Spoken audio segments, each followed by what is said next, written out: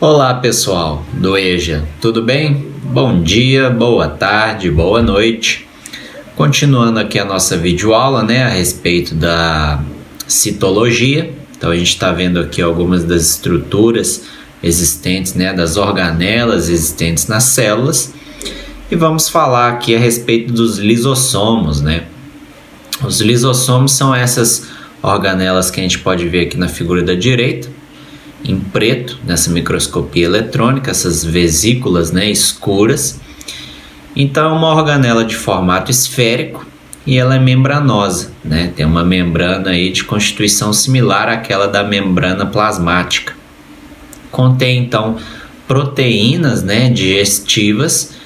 Essas proteínas digestivas vão ser responsáveis pela digestão intracelular de partículas ali que são englobadas pelas células. E aí, esses lisossomos são formados lá no complexo de Golgi, Então, é parte da membrana lá plasmática do complexo de Golgi que forma esses lisossomos. E esses lisossomos, eles são responsáveis, então, pela destruição, daquele lixo, daquela sucata celular. Então, observem aqui nessa figura da direita, a gente tem lá de uma célula, por exemplo, um glóbulo branco, que é uma célula de defesa do nosso organismo. E aí, esse glóbulo branco, ele está, o que a gente chama de englobando, uma partícula, um corpo estranho ali, representado de vermelho ou de rosa. Então, esse corpo estranho é englobado por esse glóbulo branco. E aí o complexo de Golgi dessa célula destaca uma vesícula contendo ali algumas proteínas digestivas, que nada mais é que o lisossomo. O lisossomo, observe ali na figura ali de cima de amarelo, a gente tem um complexo de Golgi. Desse complexo de Golgi está saindo algumas vesículas ali contendo um material no seu interior, que são as proteínas. E essas proteínas, então, englobadas por essa membrana plasmática ali do complexo de Golgi, formam o lisossomo. E aí esse lisossomo, ele se encaminha em direção ali ao corpo estranho que foi englobado pelo glóbulo branco, esse corpo de rosa aí, e se une, Essa vesícula contendo proteínas, que é o lisossomo, se une com esse corpo estranho para fazer então essas proteínas a digestão desse corpo estranho. E aí o que sobra e pode ser aproveitado pela célula, o glóbulo branco, fica ali aquelas proteínas na célula para serem aproveitadas por esse glóbulo branco, e aquele lixo celular ali que foi digerido, que não vai ter nenhuma utilidade para a célula, é então eliminado para o meio extracelular. Uma outra organela que existe também, que a gente está vendo aqui nessa figura de cima da direita, é a mitocôndria. Ela é uma organela aí que tem aspecto globoso e alongado, e ela possui uma membrana também lipoproteica dupla, igual a membrana plasmática das células, e tem uma parte interna preguiada, onde ocorrem algumas reações químicas. Observem ali de azul, a gente tem um líquido conhecido ali como matriz mitocondrial, e esse líquido tem uns pregueamentos, Essa membrana plasmática faz uns pregueamentos ali internamente. Essa mitocôndria possui DNA, então tem um material genético próprio, com filamentos ali duplos e circulares, semelhantes aos das bactérias, O DNA dessas mitocôndrias é muito parecido com o DNA de bactérias, E aí as mitocôndrias apresentam também o RNA, que é um tipo de ácido nucleico, que a gente vai estudar também. Tanto o DNA quanto o RNA são ácidos nucleicos, E a gente vai estudar eles mais para frente. Observe nessa figura aqui da direita, de cinza, que a gente tem uma mitocôndria. E aí é uma microscopia eletrônica, essa figura. Então é possível ver a membrana plasmática dessa mitocôndria. Em C ali representa essas expansões, esse pregueamento da membrana plasmática da mitocôndria, que é conhecido como cristas mitocondriais. E essa mitocôndria ali, ela está inserida na célula, né? E ela vai ter a função de produzir energia para a célula, né? Então, toda a energia que as células utilizam vem de onde? Da mitocôndria. Então, a mitocôndria tem essa função muito importante, né, na célula, que é de produzir, então, a energia, né, que vai manter as células funcionando. Já nas células vegetais, né, existem uma outra organela chamada cloroplasto, que a gente está vendo aqui na figura da direita. E aí o cloroplasto ele tem um formato mais esférico. Novamente tem uma bicamada lipoproteica, assim como a membrana plasmática. A membrana interna também é preguiada e forma lamelas, né? São lâminas que a gente está vendo aí na figura da direita. E de cada lamela dessa brotam lamelas menores empilhadas, né, no formato de moedas, chamadas de tilacoide, que a gente está vendo aí de verde. Então são várias moedazinhas empilhadas. E são nessas moedas aí que tem um pigmento muito importante, chamado clorofila, que ele é o responsável por captar a luz solar e permitir que esses cloroplastos façam aí a fotossíntese, né, que a função dos cloroplastos é permitir que o processo de fotossíntese ocorra nos vegetais. Então, o cloroplasto, né, assim como mitocôndria, eles possuem um DNA próprio. Eles têm também o cloroplasto ribossomos para produzir suas próprias proteínas.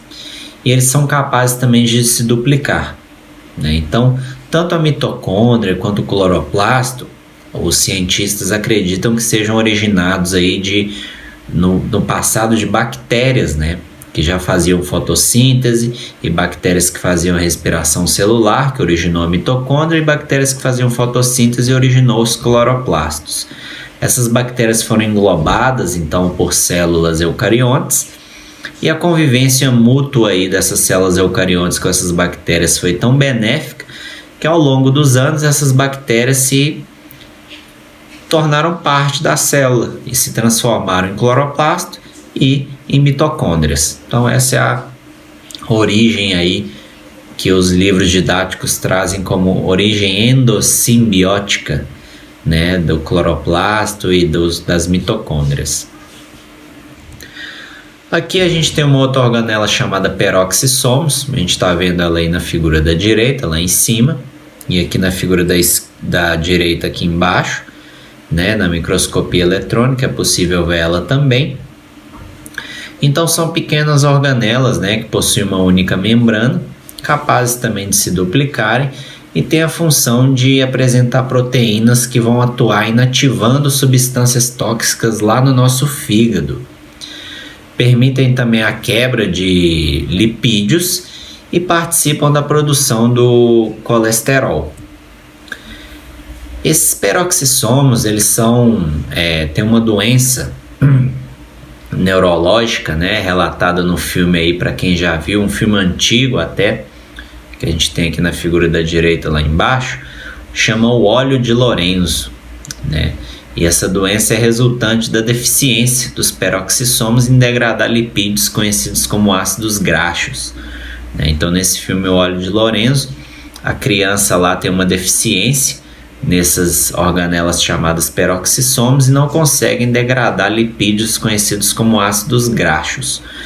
Com isso, acaba que esses ácidos graxos acumulam ali na bainha de mielina do neurônio. Observe na figura ali de cima um neurônio. E aí, essa parte amarelada aí do neurônio é a bainha de mielina. Essa bainha de mielina é um envoltório que tem aí no neurônio que permite uma passagem mais, digamos, facilitada do impulso nervoso.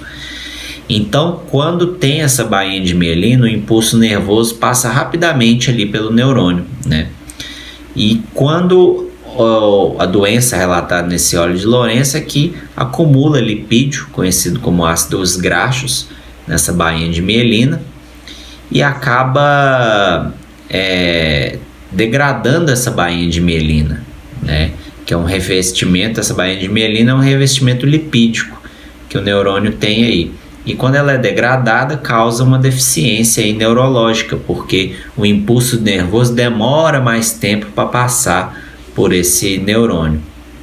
E aí, ao longo dos anos, em vários neurônios sendo degradados, causa doença aí, né? Uma espécie de paralisia aí na criança.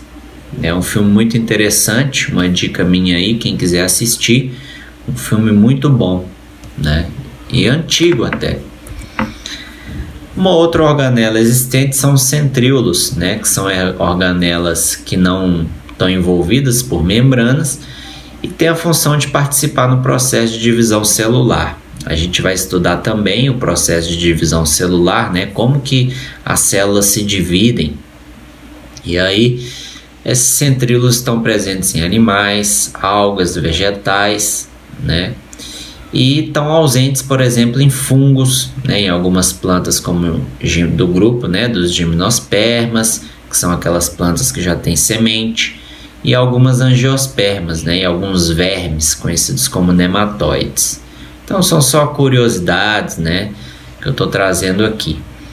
E os centríolos, a gente está vendo aí na figura da direita, são basicamente cilindros, né? De proteínas, que vão atuar auxiliando nesse processo de divisão celular da célula. Não, divisão celular da célula é complicado, divisão celular, né? Esses centríolos são autoduplicáveis e aqui na figura da direita em amarelo a gente tem uma visão deles ampliada, né? Dessas proteínas dele aí ampliada. E eles vão participar do processo de divisão celular formando as chamadas fibras do fuso. Então observem uma célula, ela está numa fase de divisão celular conhecida como metáfase, né, fase do meio. Então os cromossomos eles estão todos localizados ali no meio da célula e os centríolos lá em cima, ó, estão emitindo fibras, né, de proteínas que vão arrastar, que vão se ligar nesses cromossomos e arrastar eles para a região periférica, né, da célula, que é a região mais da ponta da célula. E quando arrastar eles para essa região das pontas da célula, a célula pode se dividir, né, formar duas células, né, e o material genético vai estar ali seguro nessas duas células. Então esses centríolos têm essa função.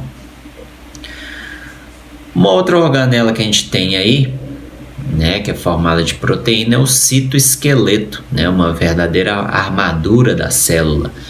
É basicamente um esqueleto mesmo, formado por vários tipos de fibras que vão cruzar as células ali em diversas direções. Então observe na figura da direita, tem filamentos pequenos representados lá embaixo por bolinhas, né, são proteínas globosas amarelas. Tem centríolos também que formam citoesqueleto formado por microtúbulos ali de azul e filamentos também de tamanho intermediário, né, ali de bege, localizados ali na parte de cima da célula.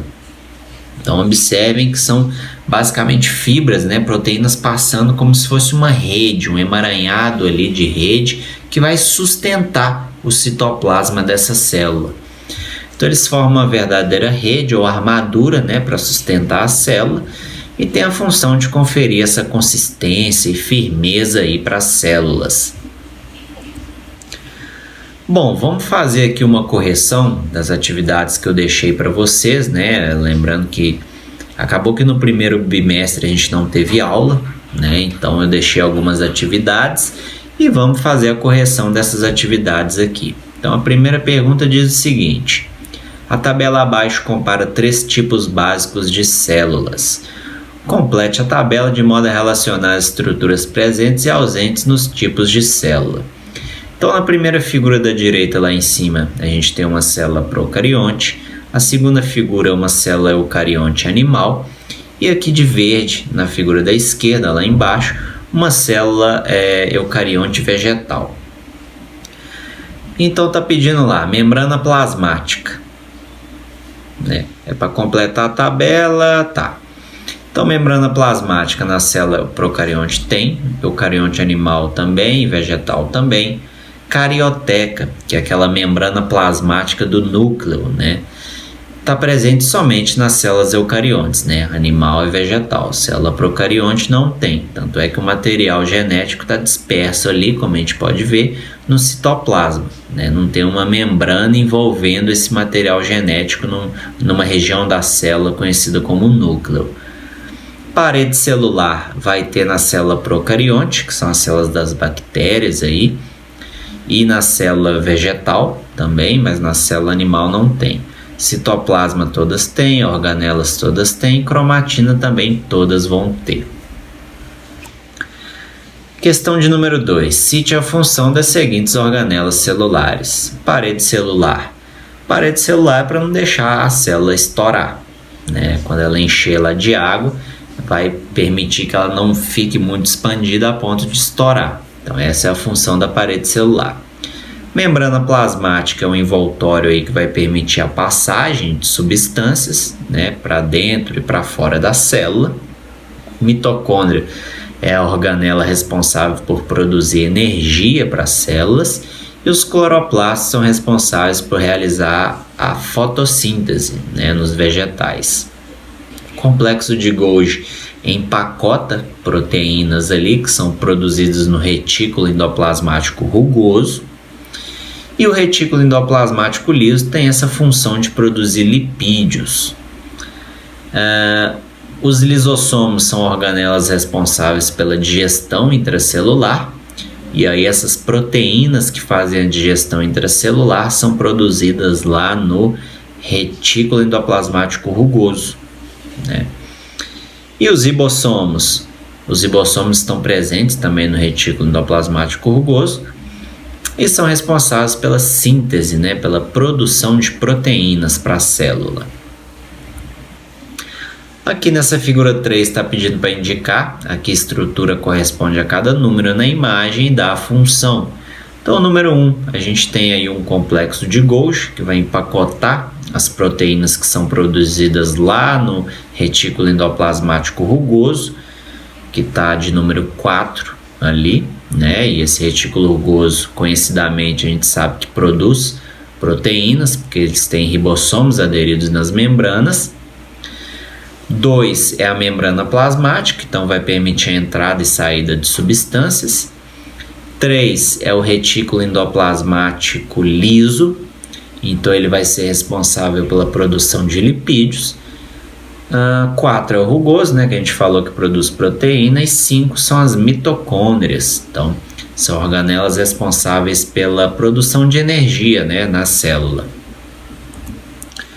A questão de número 4 pede o seguinte: a organela celular responsável pela síntese, ou seja, produção de proteínas nas células é, letra A, né, ribossomos e retículo endoplasmático rugoso, porque mitocôndria vai produzir energia, complexo de Golgi vai empacotar a proteína e lisossomo é digestão intracelular. Então só sobra a letra A.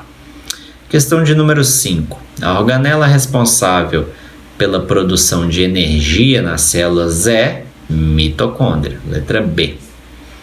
A organela responsável pela digestão intracelular é, letra D, né, os lisossomos. Eles vão ter proteínas ali responsáveis pela digestão intracelular.